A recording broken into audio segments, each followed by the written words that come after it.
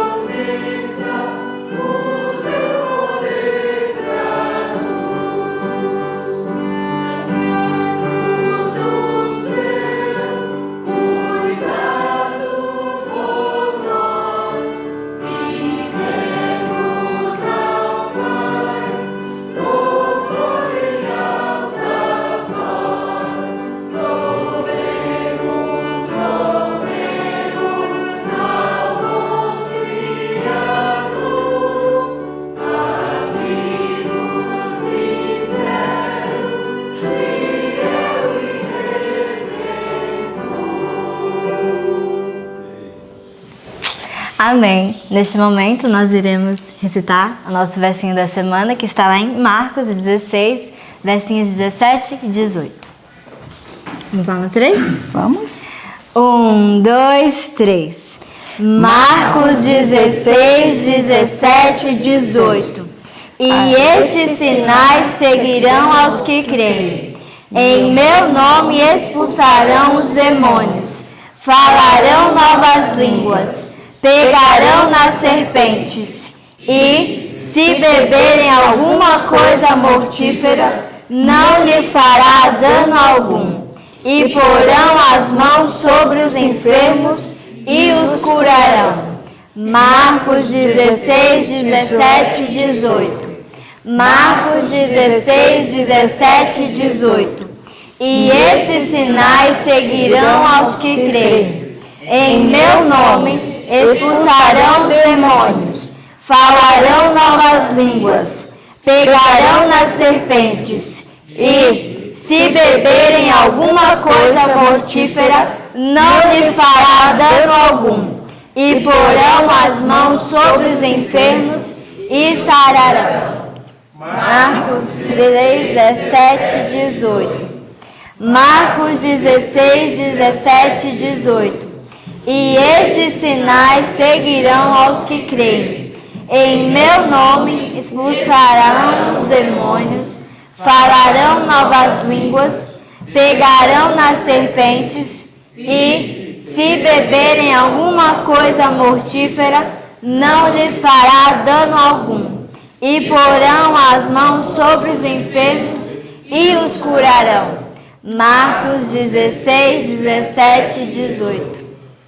Amém. Amém. Fique agora com o estudo e que Deus lhe abençoe durante esse dia. Que Deus te abençoe e até a próxima. Bom dia, igreja. Bom dia. Um feliz sábado para todos. Feliz sábado. E bom dia para você que está em casa também. Só que tem uma coisa, eu não sei em que hora você vai estar assistindo esse vídeo. Então vou dar um bom dia, mas também uma boa noite, também uma boa tarde, tá bom? E desejar para você também um feliz sábado. Que Deus abençoe a sua vida grandemente e que você possa sentir o abraço de Jesus na sua vida hoje e sempre. E nessa madrugada nós tivemos o privilégio mais uma vez de estudarmos a palavra de Deus. E você também em casa estudou, o Espírito Santo lhe conduziu, assim como também nos conduziu aqui na Escola de Profetas. Hoje a gente estudou os Salmos, capítulo 56, e também Lucas, capítulo 16, verso 19 e 31, e também o capítulo 21 do Parábolas de Jesus. E esse livro está sendo uma bênção para todos nós, eu creio que para a sua vida também, pois ele traz muitas lições para nossas vidas. E gostaria nesse momento de convidar você a abrir lá no livro de Salmos. Pega aí tua Bíblia.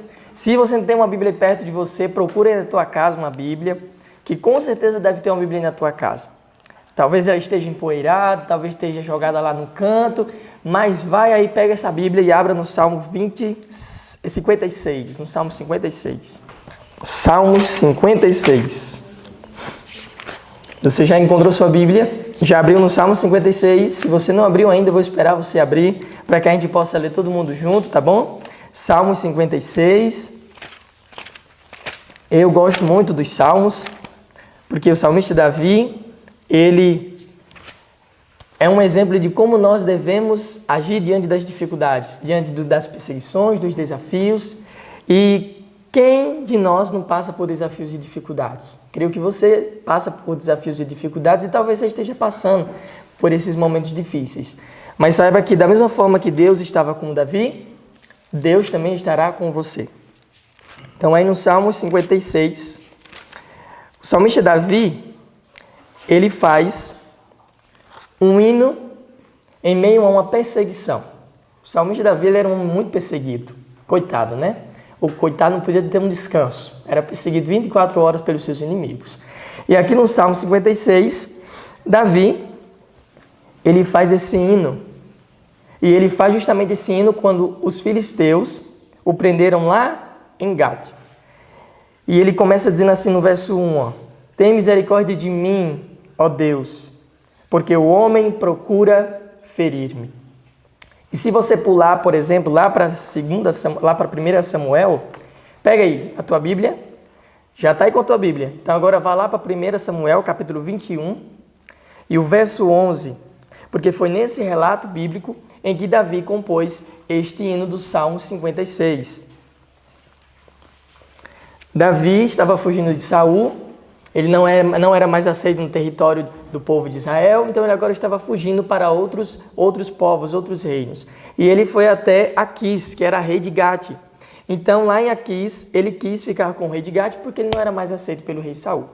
Então aí no verso 11, no verso 10 em diante, eu vou começar do verso 10 para você entender o contexto, tá bom? Então diz assim, ó: levantou-se Davi naquele dia e fugiu de diante de Saul e foi a Aquis, rei de Gate. Porém, os servos de Aquis lhe disseram: este não é Davi, o rei da sua terra? Peraí. Esse daí não é Davi, aquele que era lá do reino de Saul? Não é a este que se cantava nas danças, dizendo: Saul feriu seus milhares, porém Davi os seus 10 milhares?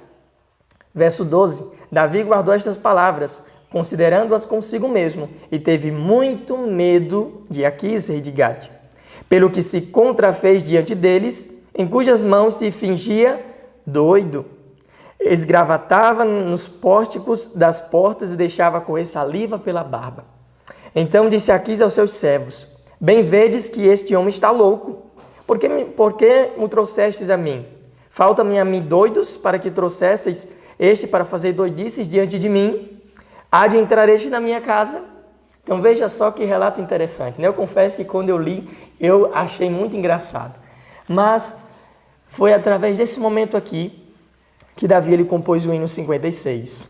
Quando ele diz: ó Deus, tem misericórdia de mim, porque o homem busca ferir-me. E aí eu gostaria de ressaltar só alguns versos deste salmo.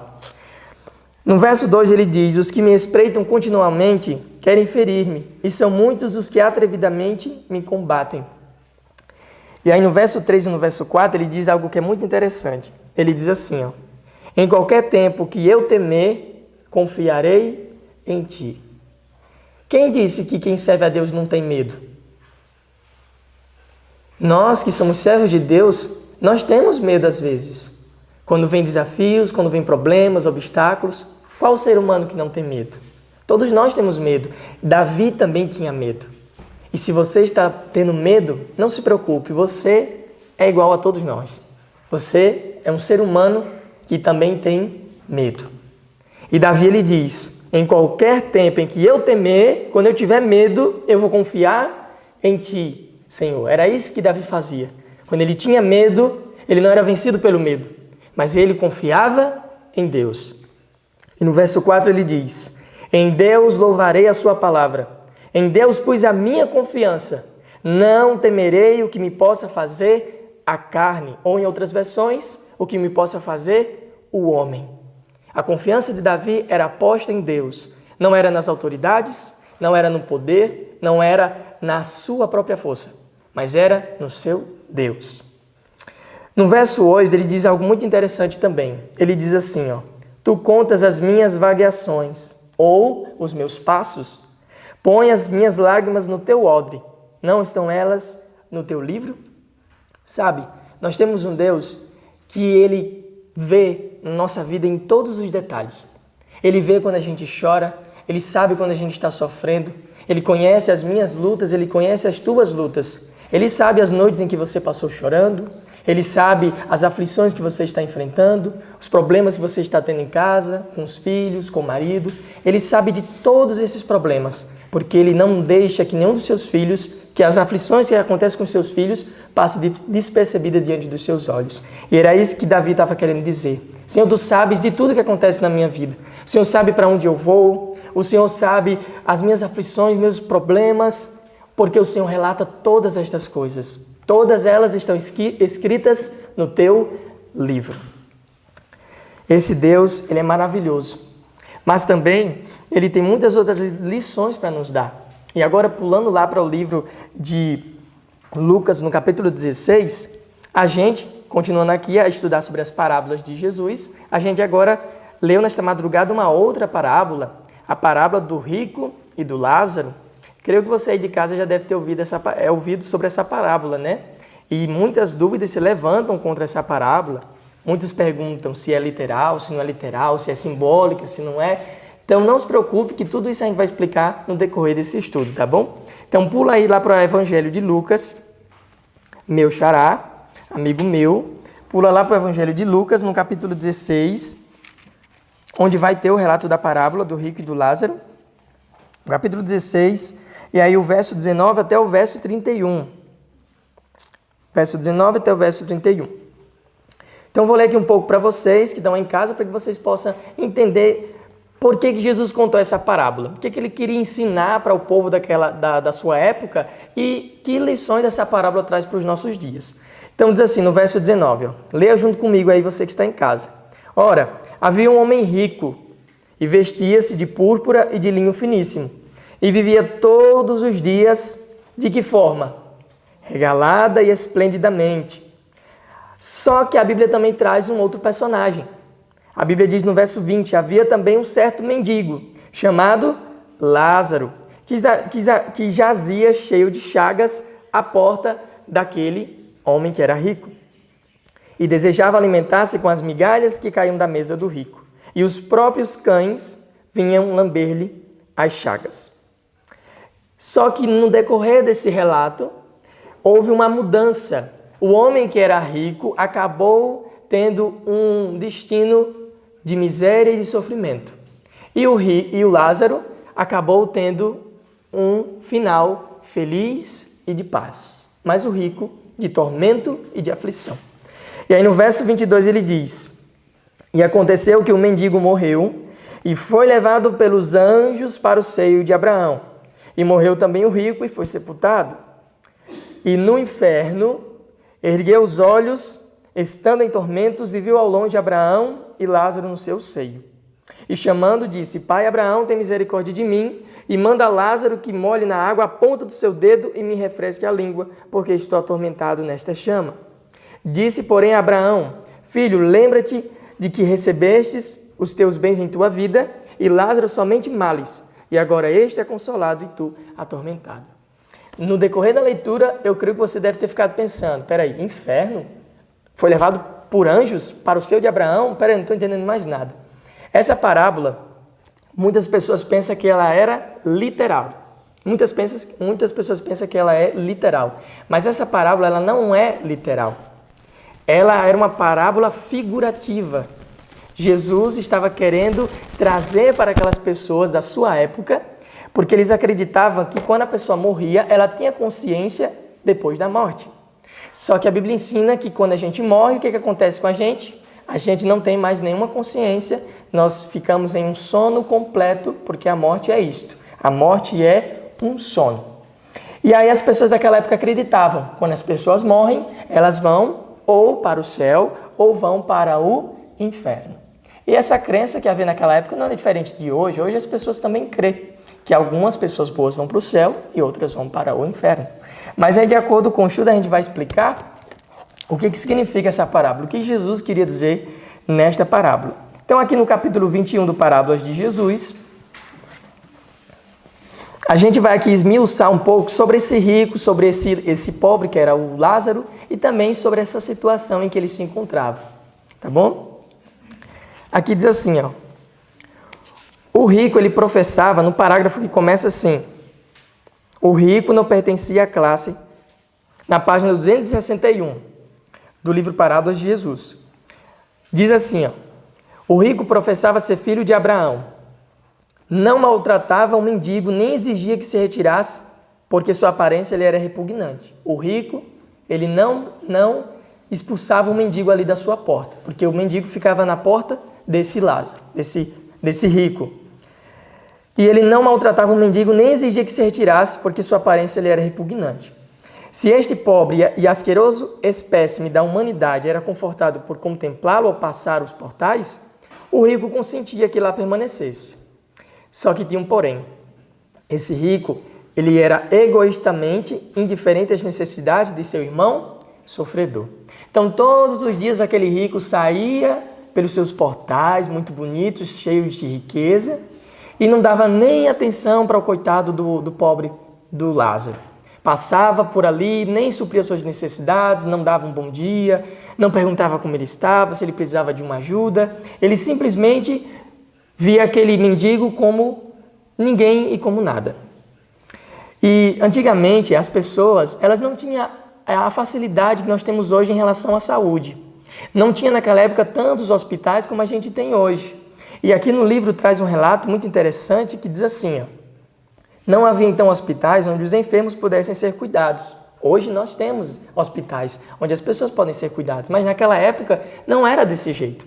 Naquela época era diferente. Veja só como é que era.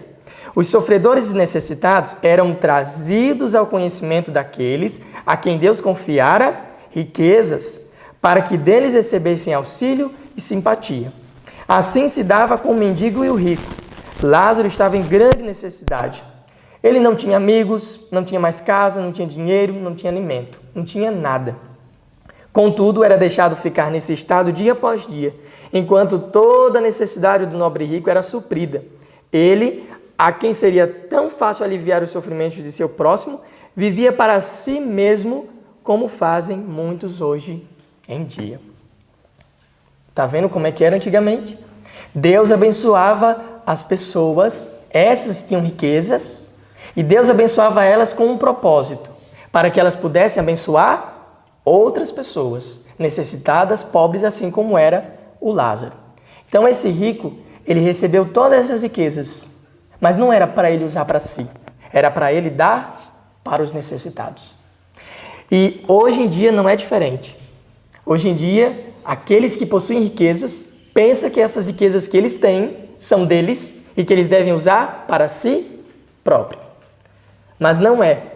A riqueza que você possui, a riqueza que você tem, tudo que nós temos, nunca pertence a nós e nunca pertencerá. Pertence ao nosso Deus, porque Ele é que nos dá todas as coisas. E eu fico imaginando os momentos de festa em que poderia ter na casa daquele rico. Muita comida, né? E a Bíblia diz que Lázaro ficava ali desejando se alimentar das migalhas que caíam da mesa daquele rico, das comidas que entravam naquela casa e saíam. Pense na vida miserável que esse homem tinha. Não tinha mais casa, não tinha mais família, não tinha dinheiro, estava faminto, não tinha nada para comer. E aquele rico, de uma forma tão egoísta, passava por ele e fingia que ele era um pedaço de madeira. Fingia que ele não era nada, não era ninguém. E aí eu pergunto para você, você conhece alguém que é assim, como esse rico? Ou pergunte para si mesmo, será que você ou eu não estamos seguindo o mesmo exemplo desse rico? Aí você pode dizer, mas Lucas, eu não tenho riqueza, eu não tenho dinheiro, eu não sou uma pessoa rica. Mas tudo aquilo que Deus coloca em nossas mãos, por mais que seja pouco, se tornará muito se for usado para o bem dos outros. E hoje, o livro traz uma lição muito grande para nós. Diz assim, hoje em nossa vizinhança, muitos há famintos, nus e sem teto.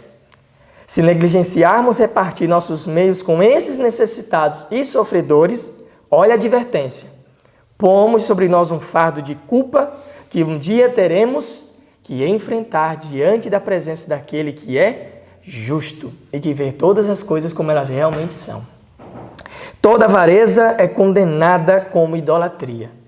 Se você é apegado à avareza, ao amor ao dinheiro, saiba que isto se tornou para você e para mim um ídolo.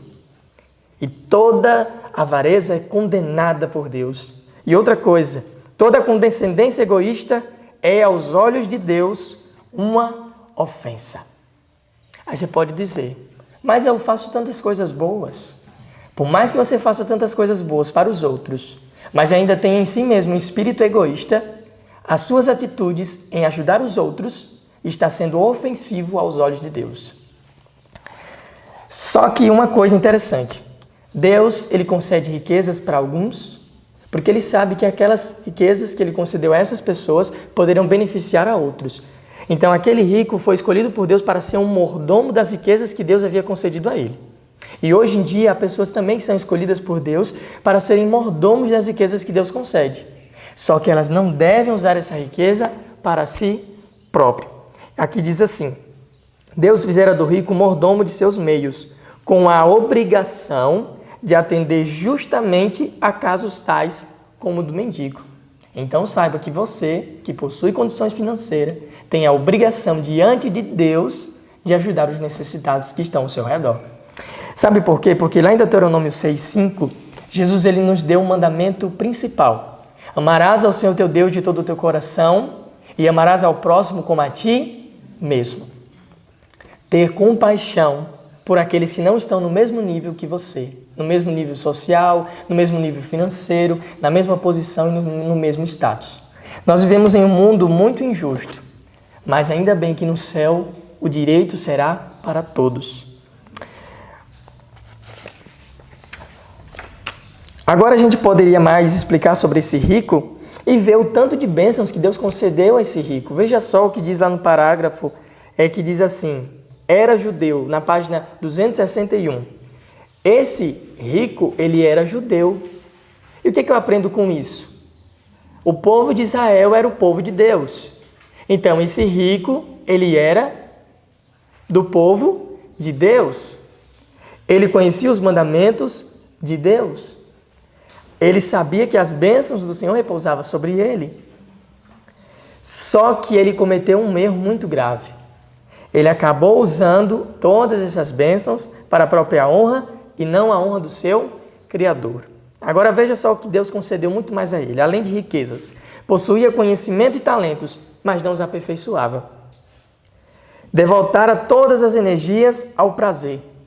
Tudo de que era rodeado, o círculo de divertimentos, os louvores e lisonjas de seus amigos lhe satisfaziam o gozo egoísta. ele era aplaudido pelos amigos, entre aspas, ele era lisonjeado, ele era reconhecido como uma pessoa muito importante na sociedade, e tudo isso ia alimentando mais ainda o ego dele, e mais ainda ele ia se satisfazendo, mais ainda se tornando mais egoísta e se esquecendo dos necessitados.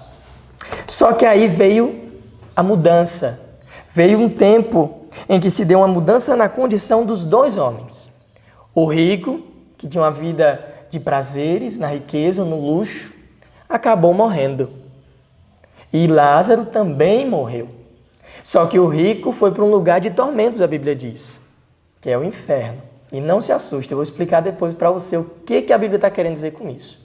E Lázaro foi levado pelos anjos para o seio de Abraão. Depois, aquele rico, ao se ver no desespero e ver Lázaro em uma situação boa, pede para Abraão, no sentido figurado, porque os judeus acreditavam que depois da morte eles poderiam ainda ter uma segunda oportunidade, uma segunda chance de salvação. Só que aqui no livro Parábolas de Jesus fala que nesta vida os homens decidem seu destino eterno. Lá no parágrafo que começa, na parábola do rico e Lázaro, na página 260. Nesta vida os homens decidem seu destino eterno. Durante o tempo da graça de Deus, esta é oferecida a toda a alma. Mas se os homens desperdiçam as oportunidades na satisfação própria, segregam-se da vida eterna. Não lhes será concedida nova oportunidade. Por sua própria escolha, cavaram entre eles e Deus um abismo intransponível. Então, essa ideia que os judeus acreditavam que depois da morte haveria uma segunda chance, não era verdade. E era isso que Jesus queria mostrar para o povo daquela época, explicando essa parábola, que é uma parábola figurativa. Tudo que aconteceu nessa parábola não foi real. Foi uma figuração que Jesus ele trouxe para aquelas pessoas daquela época. E aqui fala no parágrafo que diz assim, nesta parábola, na página 263, e agora eu vou explicar um pouco mais sobre os detalhes dessa parábola. Diz assim, nesta parábola, Cristo se acercava do povo em seu próprio terreno.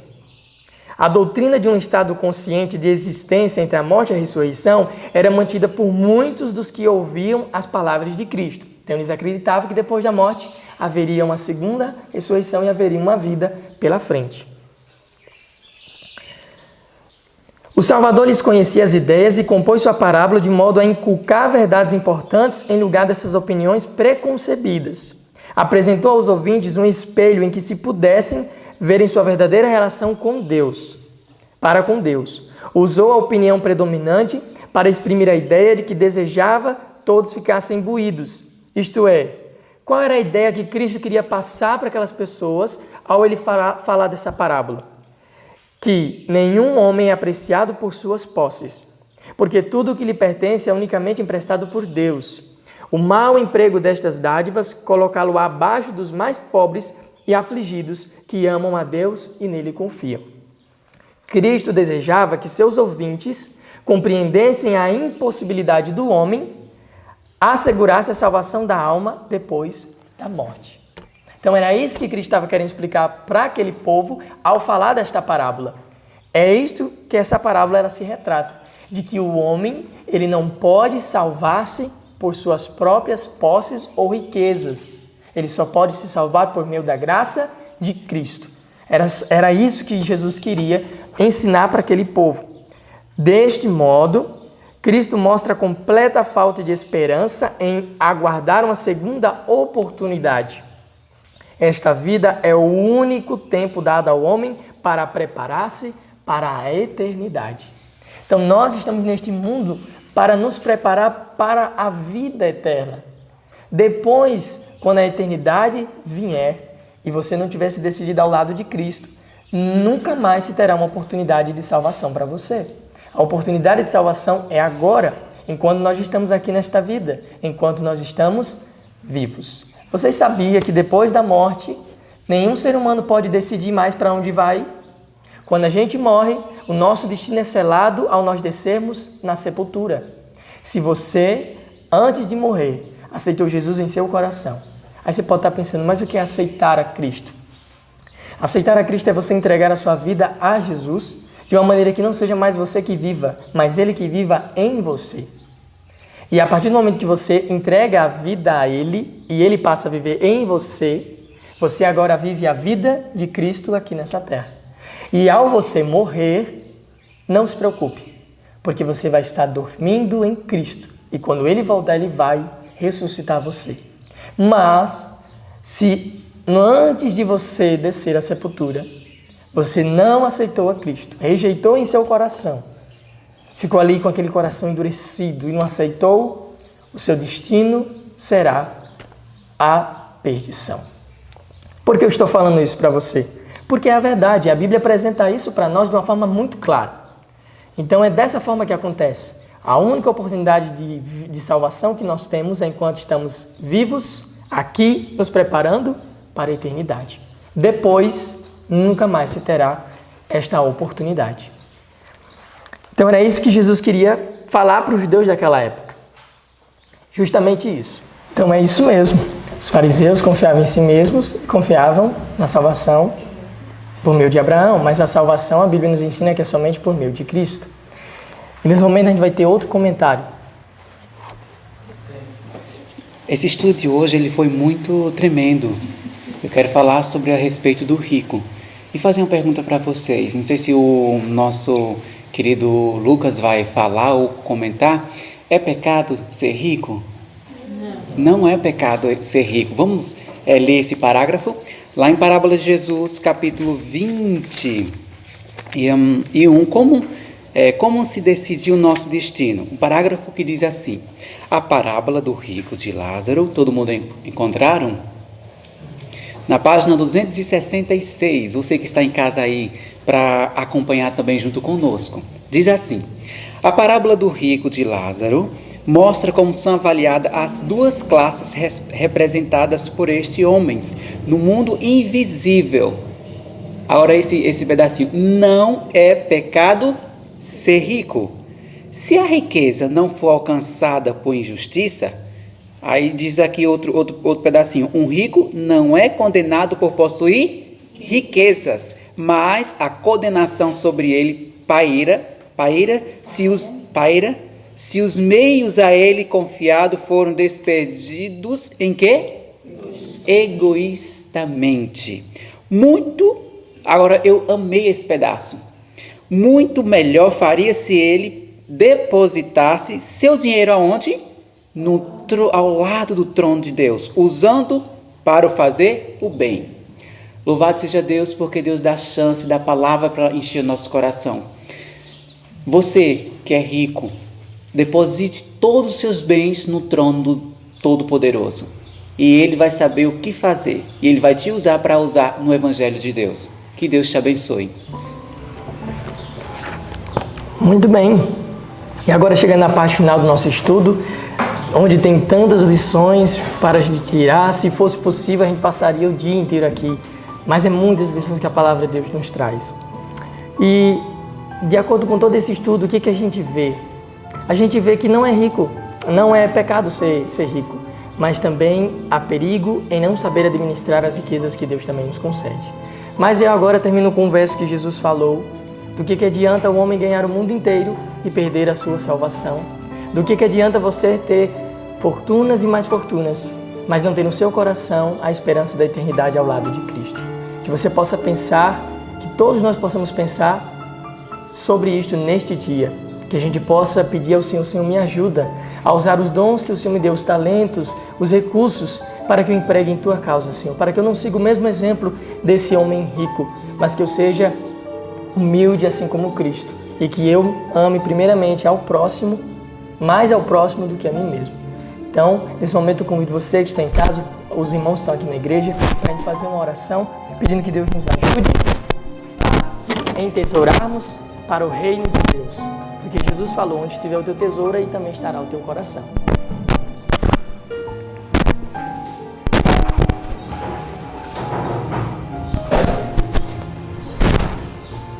Senhor Deus e nosso Pai eterno, nós te agradecemos, Senhor, por estas lições que aprendemos da Tua Palavra. 2 personagens, 2 histórias, 2 vidas, que por mais que tenham sido de uma forma figurada, mas nos traz muitas lições, Senhor. Não nos deixa seguir o exemplo do rico. Não nos deixa, Senhor, sermos egoístas a ponto de não se lembrarmos ou de não se importarmos com as necessidades do nosso semelhante. Nos ajuda, Senhor, a termos em nós o Teu amor pelas pessoas, pelos necessitados, e nos ajuda a usar o que o Senhor tem nos dado, o que o Senhor tem colocado em nossas mãos, para que assim a gente possa aliviar o sofrimento, a dor e a angústia de outros. Pai, peço que o Senhor abençoe essa pessoa que está nos assistindo, que o Senhor trabalhe poderosamente na vida dela, que o Senhor guie ela em Tua verdade e que abra os olhos dela para que ela enxergue que a vontade do Senhor é melhor para a vida dela. Nos ajuda, Senhor, a entesourar não as coisas deste mundo, mas a entesourar as coisas do céu em nossa mente e em nosso coração. Porque o Senhor mesmo falou, onde estiver o nosso tesouro, aí também estaria o nosso coração. Queremos que o nosso tesouro esteja contigo, Senhor, aí na eternidade, para que também o nosso coração, que é a nossa mente, esteja com o Senhor também aí nos céus. Pai, fica conosco, nos dá um dia abençoado em Tua presença e proteja esta pessoa. É o que nós te pedimos em nome de Jesus. Amém.